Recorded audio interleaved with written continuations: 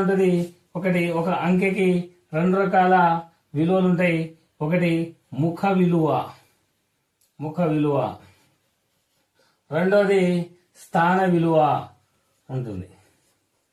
స్థాన విలువ అని ఉంటుంది. ముఖ విలువ అనగానే ఆ ముఖ విలువ అంటే ఆ అంకె ఏ స్థానంలో ఉన్నా ఎక్కడున్నా అదే విలువ ఉంటుంది. దాని యొక్క విలువ ఎప్పుడు మారదు. సపోజ్ 5,32,453 ఈ విధంగా ఉన్నది. ఇందులో 2 యొక్క ముఖ విలువ ఎంత అంటే 2నే ఉంటుంది.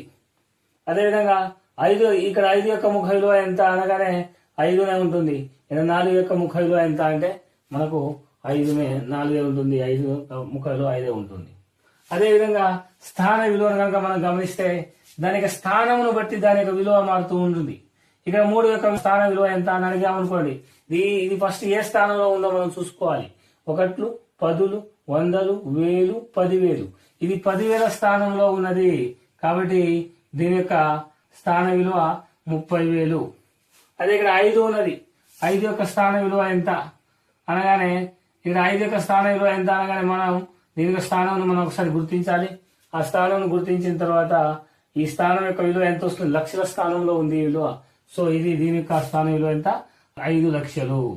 అదేవిధంగా 2 యొక్క స్థాన విలువ ఎంత అని అడిగామనుకోండి, 1, 10, 100, 1000 వేల స్థానంలో ఉన్నది. సో వేల స్థానంలో ఉంది కాబట్టి దీని యొక్క స్థాన విలువ 2,000. ఈ విధంగా దాని యొక్క స్థానమును బట్టి మారే విలువను స్థాన విలువ అంటాము. కానీ ముఖ విలువ దాని యొక్క సింగిల్ డిజిట్ యొక్క వాల్యూ ఎంత ఉంటే అంతే ఉంటుంది. దాని విలువ ఎన్నటికి మారదు.